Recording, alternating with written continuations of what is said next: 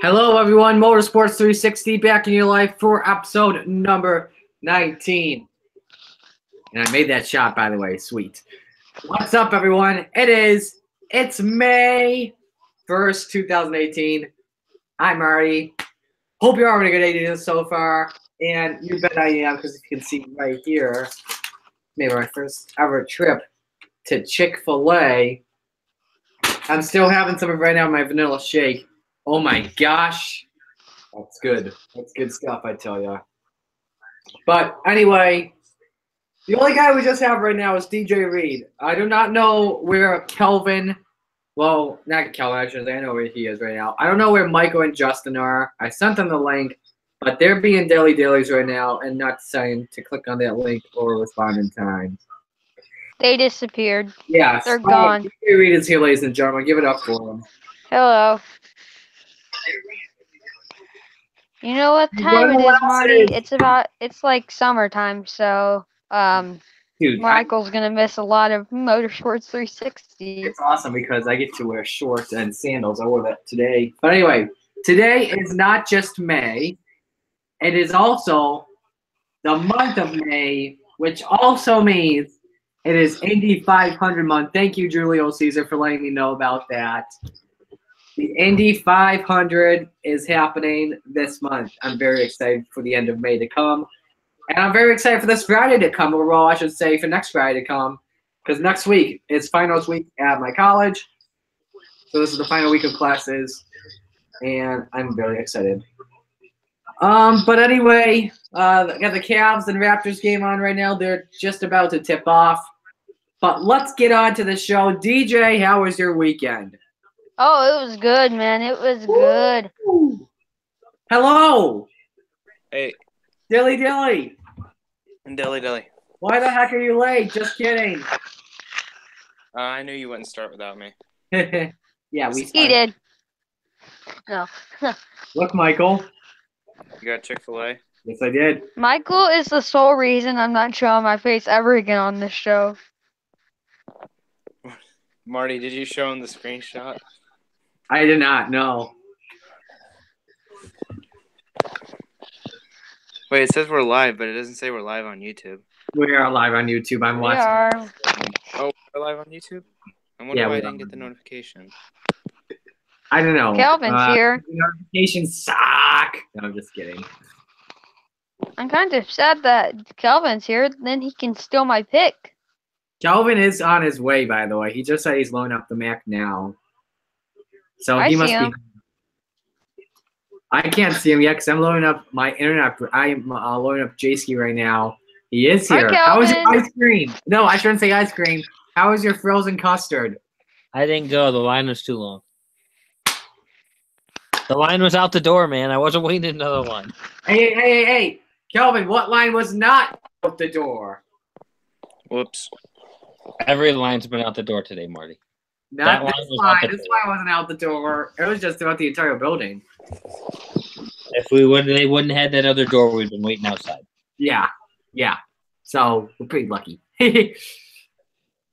But let's start talking about some racing. Oh my gosh, we got lots to talk about today. So all we just had, mainly, we had the wreck. This is about the Cup race. The wreck with Jamie McMurray, Trevor Bayne, Eric Almirola, Eric Jones, Kyle Larson, and Martin Truex Jr. on the backstretch.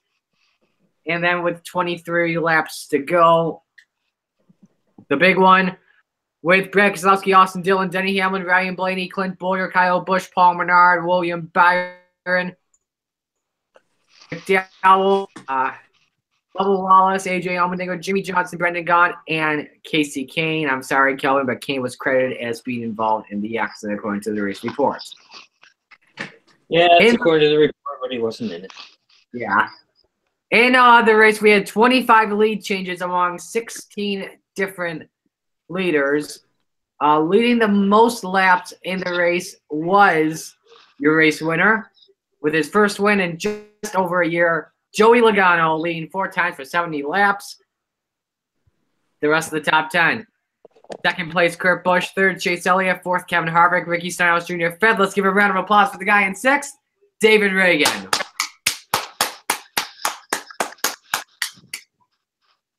Eric Alvarola 7th, Alex Bowman 8th, Ryan Newman 9th, and Daniel Suarez. All right. Don't forget to mention the practice crash. Yes, let's Oh let's go yeah. back Oh yeah. the Jamie McMurray accident. Nathan, I apologize if you are watching, which you probably are not. Nope. If he flipped in practice and wanted to be inside catch fast, holy crap, what a lick that was. So let's thank NASCAR for all of those safety improvements they have made every single year. Now, let's move on to my favorite race of the weekend, the Xfinity Series race. I know what's your favorite. Yeah, I'm going to say it, though. I will wait till the end of what I'm talking about to say it. So, on around lap 32, 31, we had a wreck on the backstretch with Ty Dillon, Blake Hook, Kaz Grella, Dylan Lupton, Fincher, Ty Majeski, and Spencer Boyd. On lap 60, had an accident in turn 2, Dawson Cindric and Justin Allgaier. And then Daniel Hemrick hits the wall with a few laps to go to send us into overtime.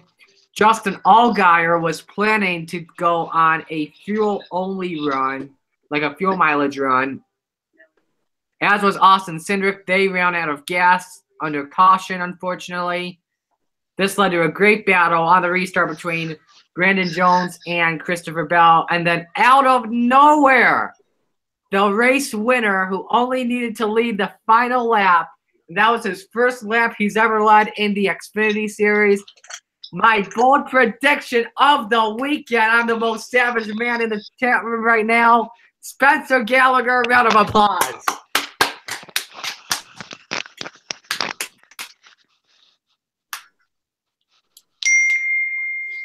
You deserve it, Spencer. I'm proud of you. My bold prediction won. I'm the most savage man right now in the room, literally. Actually, I'm more savage. I picked Matt DiBenedetto to win at Bristol.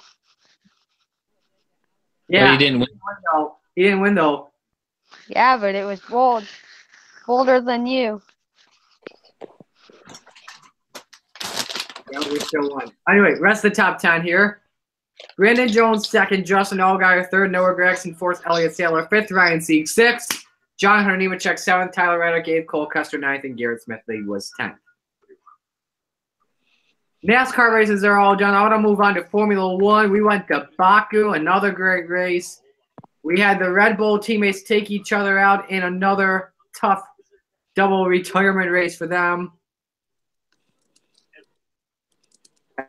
And 2 of my pick to win, Valtteri Bottas was leading, and then he had a puncture. Darn, man. Darn. Lewis Hamilton finally wins the race this season. Kimi Räikkönen 2nd. Sergio Perez, is 3rd.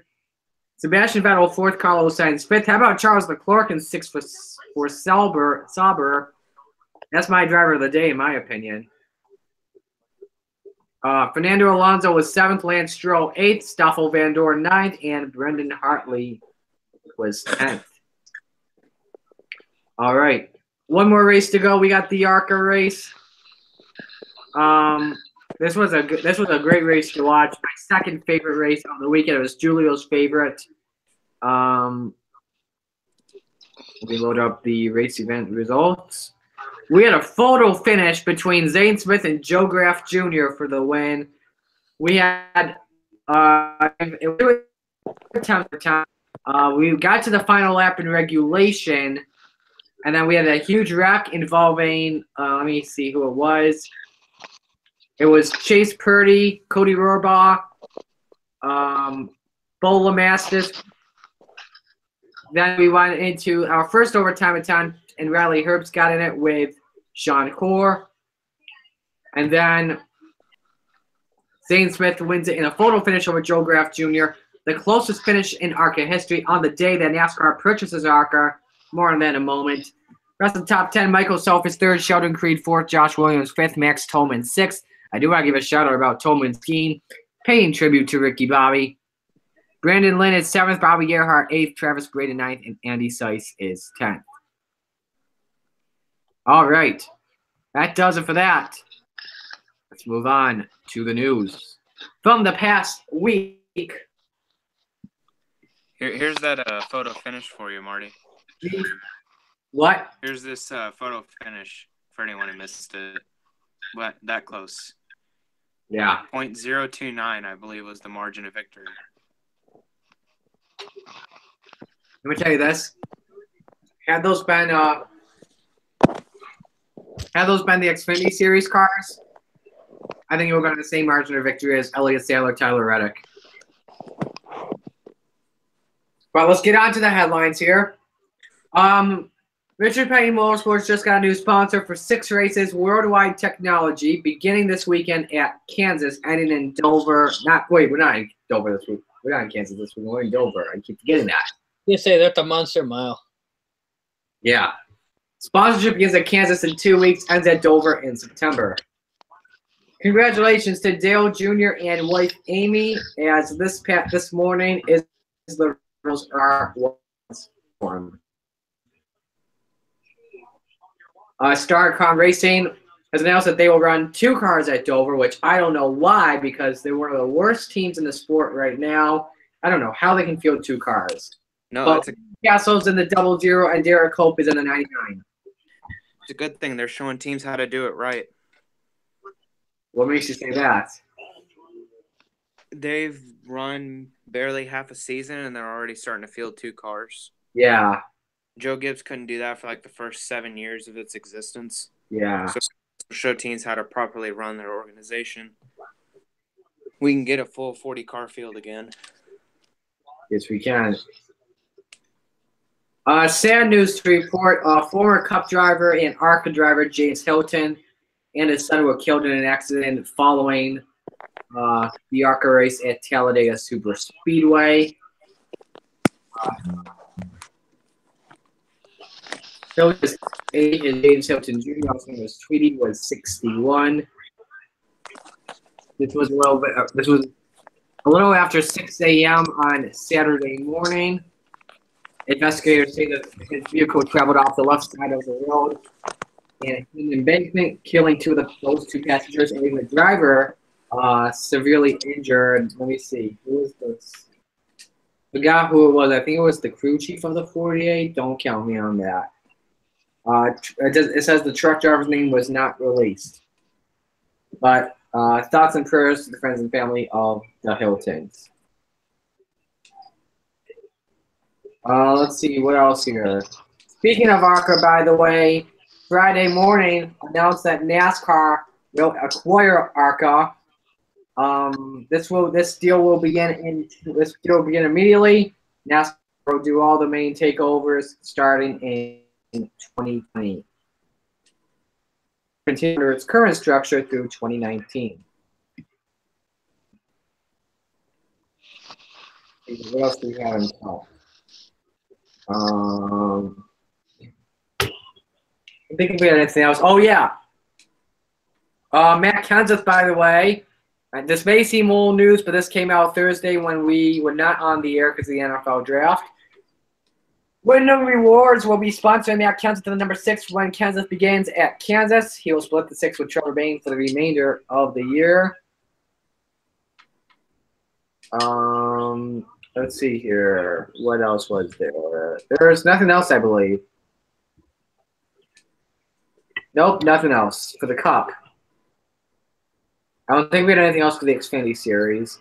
We got one more story, by the way, and this comes in the world of IMSA.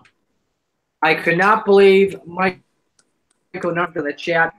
None of you guys except for me.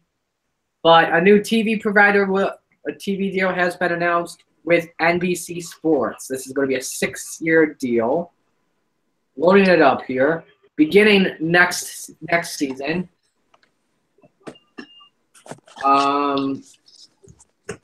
So this will be a significant increase in network coverage of the WeatherTech Championship. 3 races will be broadcasted on NBC, and more than 45 hours of championship action will be televised on NBCSN throughout the season. NBC Sports will present more than 100 hours of coverage across broadcast, digital, and cable platforms. And NBC and NBCSports.com will offer flag-to-flag live streaming coverage of every race to its subscribers. Fox, by the way, they've been with IMSA since IMSA was formed, and ever since, I believe it was ever since Grand Am and the American Le Mans Series was formed. So it's really sad to see Fox go, because those are the sports car guys big time. But it looks like they wanted to get rid of sports car racing ever since they got rid of their coverage of the 24 Hours of Le Mans. But the coverage will begin on January 26th with the Rolex 24 at Daytona in 2019.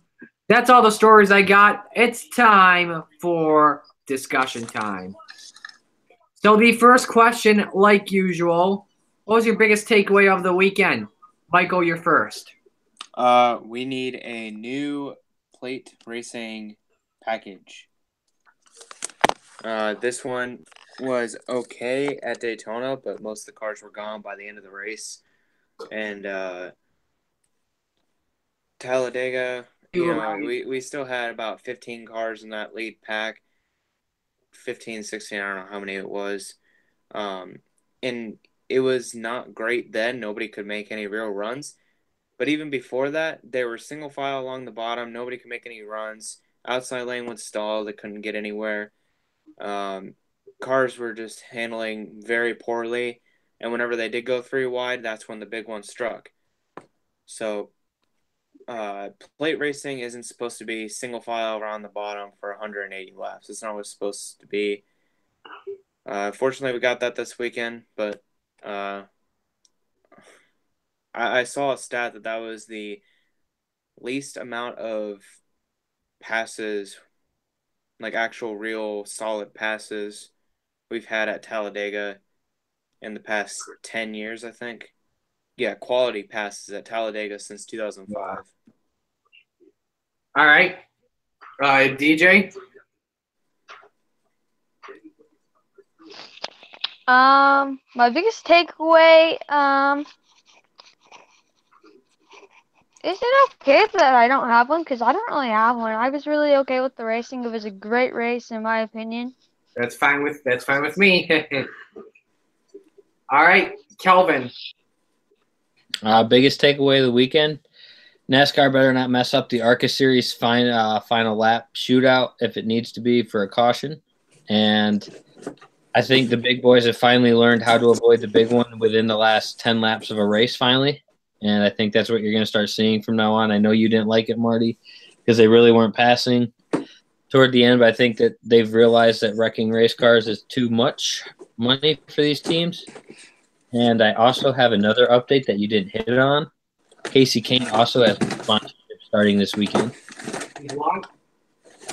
Yeah, Casey Kane has a new sponsor this weekend. Ollie's Bargain Outlets. Good stuff, cheap. Bam! That's his paint scheme this weekend. Nice. I showed a picture of it while he was talking, but I don't think anyone saw it. Yo. Wait. Hang I on. have one, Marty. Same one as Kelvin, because I really don't like that move by NASCAR buying ARCA. It's going to make the racing worse, in my opinion. Kelvin, I do have some new big news for you. Joanna is going to face Tisha Torres in a strawweight bout at UFC Fight Night in Calgary in July. Nice. That's going to be good. All right. My biggest takeaway is the Cup Series appointments, I believe, in the entire race. The first 2 stages were good, but the final laps of the race, disappointing. People will go for the win with 1 lap to go. You can't be doing that. You got to go for it with 2 laps to go. I get it increases the risk of having a wreck happen, but still, that's what you got to do. You got to go for it with 2 laps to go. If no one goes with you, no one goes with you. You just have to. My opinion, the best race we had all weekend long was the Xfinity Series race, not just because Beto Gallagher won, but all the 2 and 3 wide racing we had at the end of the race and the stage, I believe the entire race as well, was phenomenal. Actually, And finally, ARCA has found their restricted play package. Before this season, ARCA had probably, in my opinion, the worst restricted play package. The low line was usually the only place you could go. Now with these new Gen 6 composite bodies that we're using, 2x2 a lot more. Obviously can't go 3 wide with the ARCA cars at Daytona Talladega. You got to be on the low line. But, yeah, I'm really liking the new package ARCA has led to the photo. That's why we have the photo finish we had over the weekend. I wonder if changing the package or changing the restrictor plate this weekend after I think it was the first practice and it being an impound race had any effect on the racing we saw. Because it was an impound race, the engineers and crews didn't have any time to tune on the cars. So I know they were loose before they changed the restrictor plate, but with this package, they were supposed to get bigger runs, and we never saw that this weekend. So I wonder if the restrictor plates was the reason why we didn't see that. I think, in my opinion, I think they just use the new restrictor plate just to slow the speeds down and also to prevent a flip. Well, which is probably why we didn't see as big of runs either, because we were seeing those big runs when we actually had the full field in the 500, but.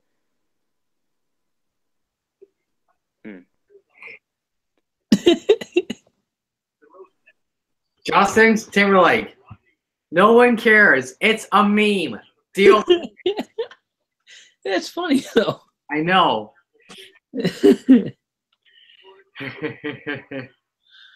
All right. But yeah, I think it just had to do with the fact that NASCAR didn't want any cars going airborne like they had on Friday.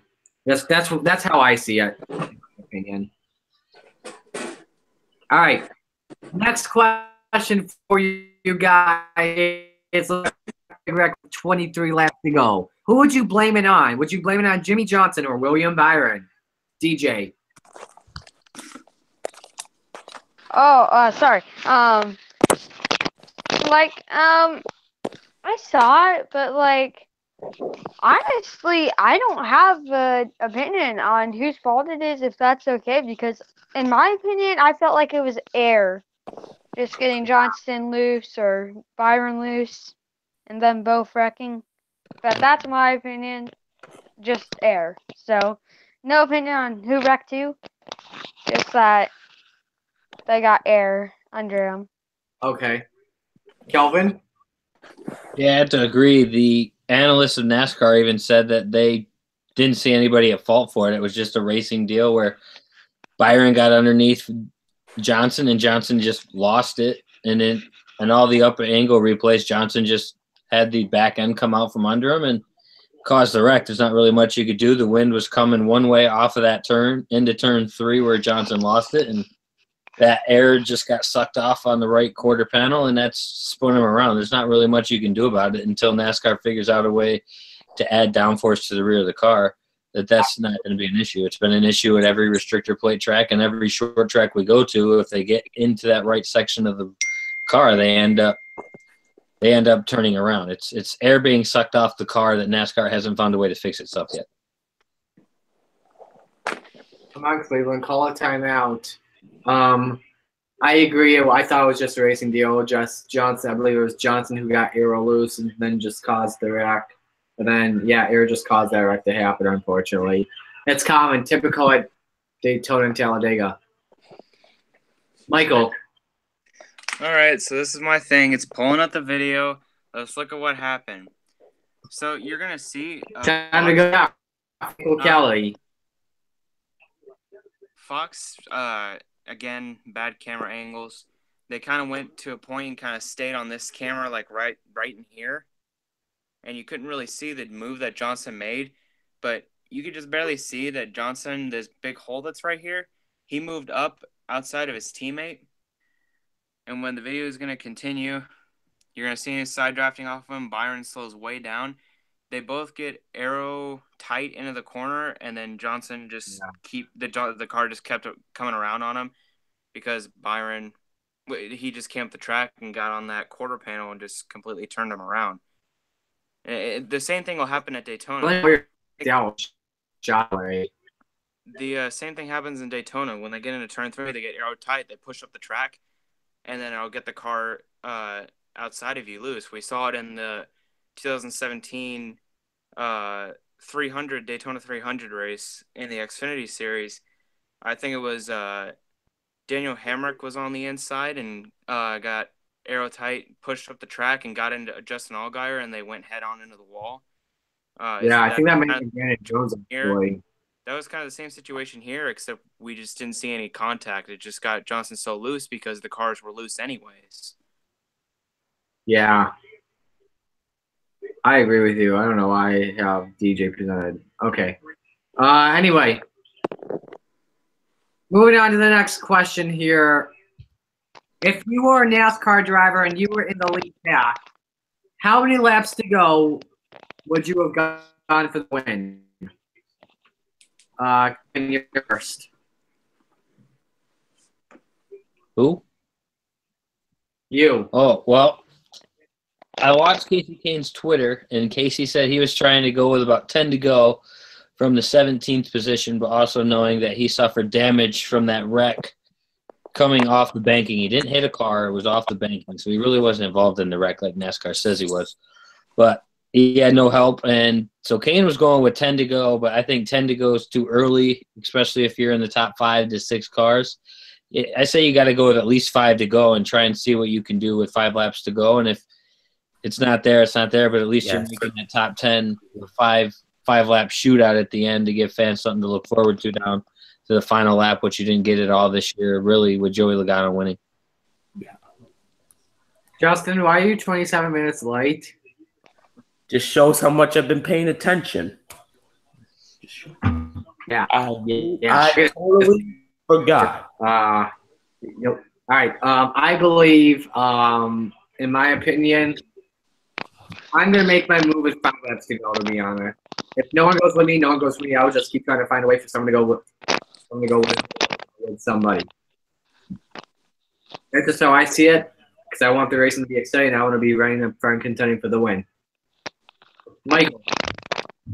Okay, so I was trying to find some more video. Oh, finally my mic's better. Okay, I was trying to find some more video of when cars were starting to make moves in that little 15-16 car pack we had at the end of the race. But the Talladega Superspeedway in 15 minutes video doesn't have that. Yeah.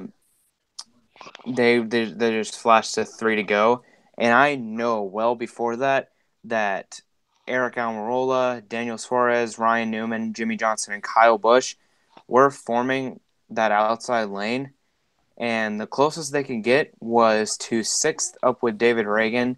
They needed one more car maybe 2 more cars to be able to get up to the front just because of the way this package was. They had the right idea. They went with like 7, 8 to go. They were ready to get to the front and challenge Logano and the Fords for the lead. The problem is that Chase and those 4 Fords in front, they were so far out ahead because they were working so well together that Chase was just kind of stuck in a little bubble between Stenhouse and Reagan and couldn't really jump up and get enough of a run to bring Eric Almirola with him, and then that outside lane would stall. And then when they would get up there, Stenhouse would come up and block the move and stall all the momentum, and they just couldn't get anything done because Stenhouse kept blocking them. And then Stenhouse ended up finishing 5th and screwing himself out of a win because he never went with the runs. Personally, I don't care if I'm working with my Ford teammates. First of all, it's Penske and Stewart-Haas. They're not even my teammates at Roush Fenway Racing. My teammate's already out of the race. I'm trying to win the race for myself. I put myself in this position. It's 185 laps. You got why he's blocking for someone who's not even his teammate, but a manufacturer teammate, I don't understand that. But to answer the original question, yes, you got to go 7, 8 laps to go. These cars just don't get enough of a run. Now with the package that we have, people like to say, well, Hamlin did it in half a lap. Well, I don't know how he did it. I think that was kind of a miracle. Harvick was just kind of shoving him all the way down the back straightaway. Plus, no one was really coming up to block him. His Toyota teammates just kind of let him go to the front. Again, Toyota teammates, Joe Gibbs Racing. It was all Joe Gibbs Racing up there. So that may have had something to do with it. And if Stenhouse had jumped out there to get the run too, I don't think his Ford teammates would have blocked him. So, that's just kind of the way I see it. All right. DJ? Oh yeah. If I were a NASCAR driver, that's maybe an odd number to go for it. I'd say about 8 to go. Yep. Okay. You don't want to go out too early, and you don't want to go out too late. You got to make it the right time, basically. Yeah. All right. Fair enough. Next question. Give me your thoughts on Spencer Gallagher. Is he the real deal now? Justin, you're first. I mean, he's most improved along with Brandon Jones, but the real deal, that may take a couple more years. If he keeps continuing this amazing streak he's on now, then he might actually become the real deal. Mm-hmm. That's I believe when it comes to interviews, yes, Spencer Gallagher is the real deal. That was funny, especially at the ending. We're gonna party like it's 1999. Wow! But I would say right now he's the real deal when it comes to the play checks because that seems to be his huge strength, especially with GMS cars. I'd say he's been. I agree with you, Justin. He's been most improved. He got like a top 10 at Texas, and I believe a top 5 at Bristol, maybe. No, top 10 at Bristol. Yeah. Top 5 at Texas. No, he did get top 5 at Bristol, but I believe he got a top 10 at Texas. Yeah, that's what I'm trying to say. All right, Michael. Question is Spencer Gallagher the real deal? Correct. Yep. Tough to say because it was a restrictor plate track and it was 1 to go and there was no cup cars. You've seen that guys like Spencer Gallagher and Brandon Jones and Matt Tifft have made huge jumps this year with the teams that they're with. GMS as a whole, this is really going to help them make that big jump, and Spencer Gallagher is going to get a lot of momentum off of this. Is he the real deal? Like I said, tough to say because of the circumstances, but he still got the job done. So, and it's not easy. It's still not easy to do, even though it is a restrictor plate track. When you get that lead, you definitely earn it. So, I salute him for that. But hopefully this shoots GMS up to the next level, and maybe we can get a cup team going. Yeah. All right, DJ.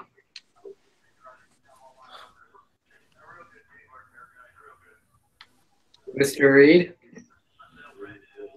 Man, okay. Skipping him, Kelvin. Oh, my bad. Mic was off. Okay. You had to ask me that question. Is Spencer Gallagher a real deal? Really? Yep. No, he's not a real deal. Okay. Yes, he's a real deal, like you said, at plate tracks. But you see,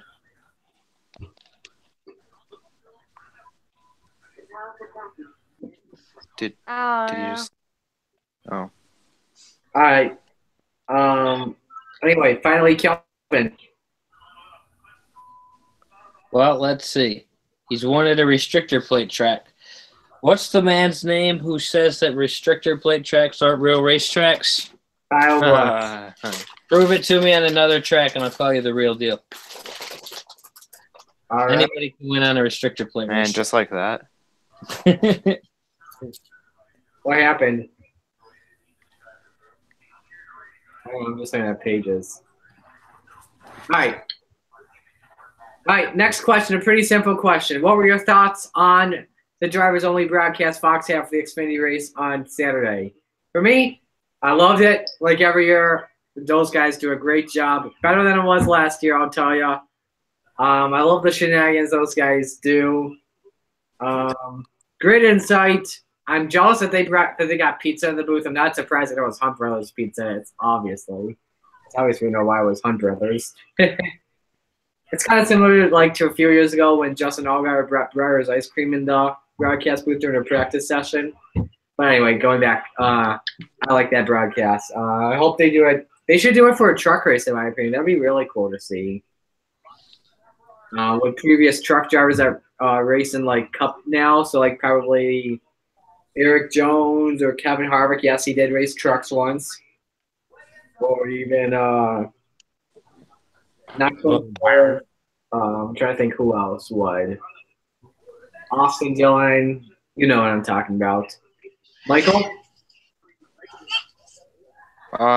Yeah, I think they did pretty good. Definitely a major improvement over what we saw last time. But I think Adam Alexander said it pretty good. I mean, these guys are getting some good races. I mean, they got the last lap pass with, I think it was Keselowski at Pocono last year over Larson. And then they got this race with just the Xfinity regulars and the fuel mileage and all the strategy and everything. And then the first time winner. I mean, they're getting some really good races. So maybe we should have them in there a little bit more, and the Xfinity Series will get a little bit more popular. And I don't know if that'll happen, but a guy can dream. But overall, they did a pretty good job. Much better than last year. Much improved. I give them a solid B+. And I love the shenanigans up there. You can make an entire video compilation of the shenanigans that they've done from these two races now. They kind of remind me on inside the NBA because of all the shenanigans they pull. EJ, Kenny, Charles, and Shaq. Speaking of which, who watches that program? If any of you guys watch that program, did you guys see what happened last night inside the NBA? No.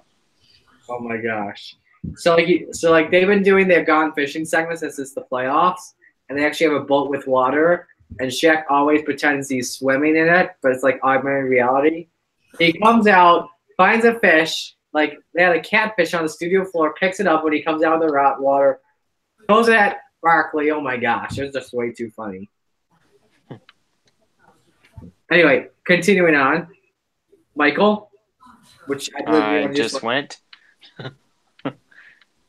DJ? I'm sorry, what was the question? Oh, about the truck drivers only. Oh. Okay.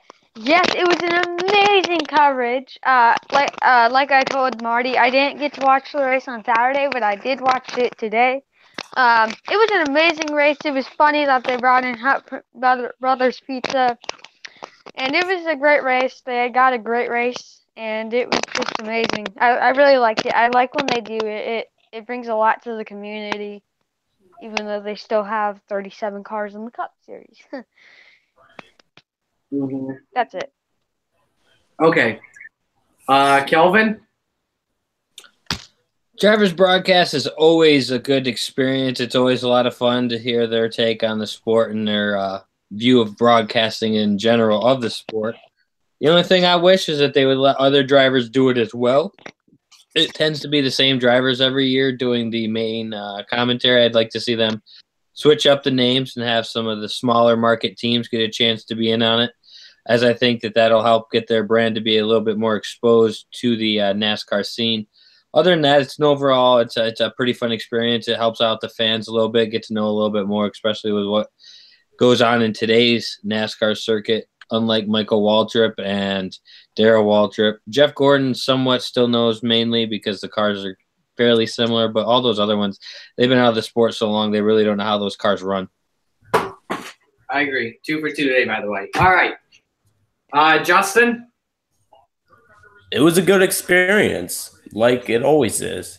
When drivers doing all drivers broadcast, it kind of is like a good experience for them, to see how broadcasting works.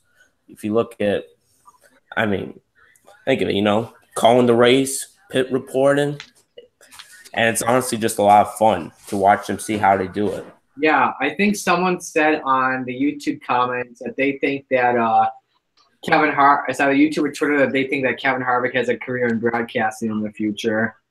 And to be honest, Brad Keselowski as well. You look at him; he's a pretty good commentator. Yeah, he's okay. I really do like Harvick the best. Harvick and I don't know why they didn't have Denny Hamlin on this year. When he does, especially you know, like I don't like Hamlin as a driver, but when he did that race in 2016 at Talladega, that was he had some excitement in him. He was ready to see a finish happen. But anyway, I think Boyer's kind of underrated, and I feel like people say that Harvick and Keselowski are the better ones because we've seen them in there the most. But I feel like if we got Boyer in there a little bit more, I feel like he'd be the consensus guy for who's the better commentator. I really enjoy him. Mm-hmm. Yeah. All right. Logano's pretty good too. Yeah. All right. So, final question on discussion time. Then we're going to call it a show. What will NASCAR be doing with ARCA? I went first last time. Michael's up. Hopefully nothing, because if they do anything to it, they will mess it up completely. Hopefully this is just a marketing strategy to try and get more sponsors and more teams interested in the ARCA series and another feeder series besides the K&N and the Mexico series and other I can't think of them, the Wheel Modified series. Just another kind of feeder series to get young talent into the Cup series. I think of Zane Smith, Natalie Decker, those people that could possibly find their way into a Cup ride in the near future. But hopefully that's all it's for, because if it's going to be like, oh, we're changing the overtime rule and we're changing the cars and everything, like don't do that. They have a good package now. They have the good rules. Just leave it alone. You know? Mm-hmm. All right. DJ? Hopefully they do nothing with it, like Michael said, but it's it's NASCAR. They'll probably destroy it, sadly. Mm-hmm. But hey, it's expected. Sadly they will destroy it, but yeah. Hopefully it doesn't destroy any talent. Mm-hmm. All right. Yeah, that's it. All right. Kelvin. What is NASCAR going to do to ARCA? They're going to turn it into their own personal testing session for what they should do to the Xfinity Series cars and all the way up through. They're going to mess with it, toy around with it, see what they can do, because they're going to be stupid like they have been with everything else, and they're going to ruin something that's actually exciting to watch. They're going to put them on bigger tracks, and they're going to put them on tracks that people don't care for them to be at. They're just going to be ridiculous and not listen to what the fans want and leaving it alone and let it be how it is and change minor tweaks instead of making major tweaks like they are with the All-Star race and putting restrictor plates on it a 1.5 mile track to try to make the competition seem like it's a little bit better. They're just sugarcoating it because the fans want it. The fans don't want you to do anything with it, NASCAR. Leave it alone. Considering how this weekend went with restrictor plates, I'm not looking forward to the All-Star race. Yeah, me neither. Another thing that I thought of could be TV deals, better TV deals. Maybe get them on NBC or Fox so we can see all the races. It's another one. Yeah, like at Daytona and Talladega, those should be Fox reserving, but it's ARCA, they gotta be on FS1 and may have to be. Going back, I want to go back to that restrictor plate thing because here's what I would love to see NASCAR bring back. If you want the best racing on the plate tracks, which is Daytona and Talladega, not Charlotte, you bring back the old package NASCAR ran from 2000 to 2001. And that package, for those of you that do not know what it was like to be in the early 2000s, the only ones that probably remember are myself and Kelvin. Here's what happened. There was a spoiler on the roof and a wicker, like a little wicker belt on the rear spoilers. If you look back at the 2000 Winston Cup race at Talladega that Dale Earnhardt won his final race in, and you look at the 2001, all the plate trade.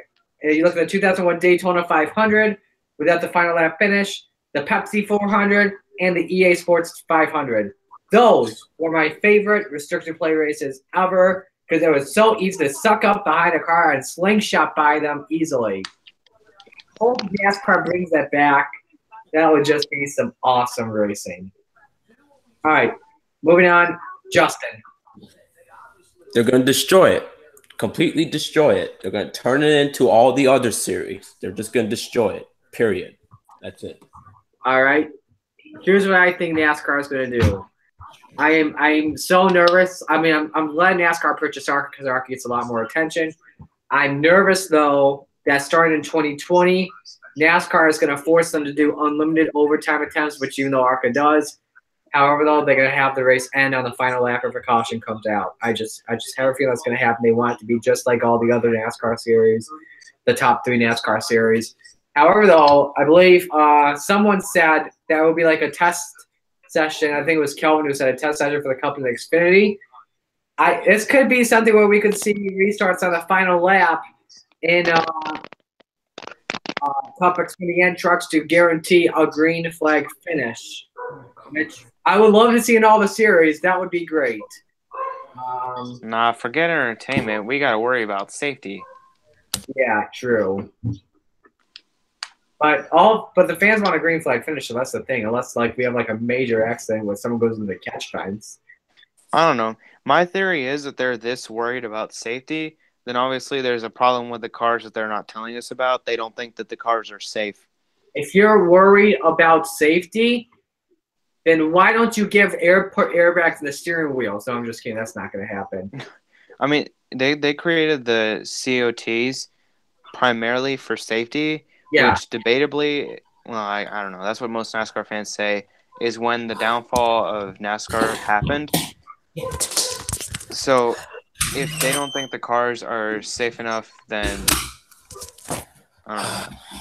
There's something else going on there. I don't know. Safe, plus with all the track safety enhancements with the catch points and safer barriers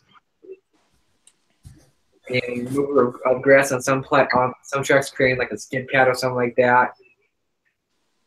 That's all I'm thinking about right now. I believe I was the last guy to speak.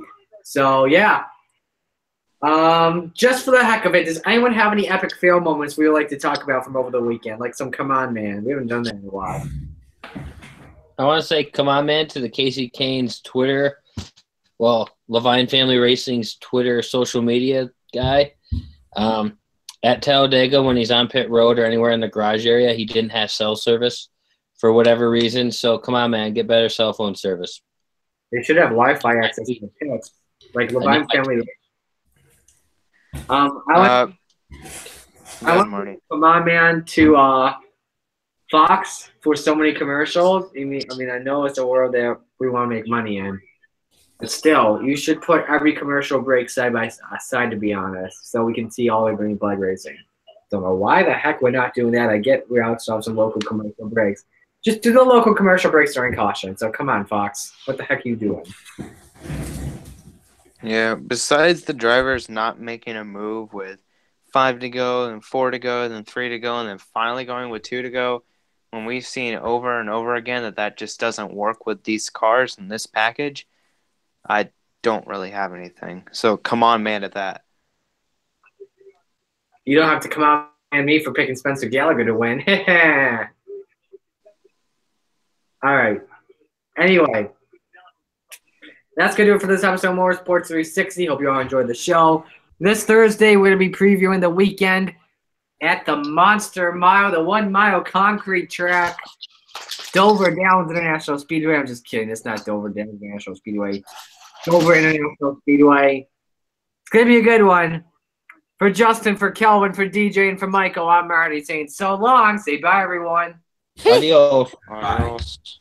1, 2, 3. Kelvin and I were in a play earlier today. What? In sync. It's gonna be May. Let me go back to Red Crowder 1 Bay.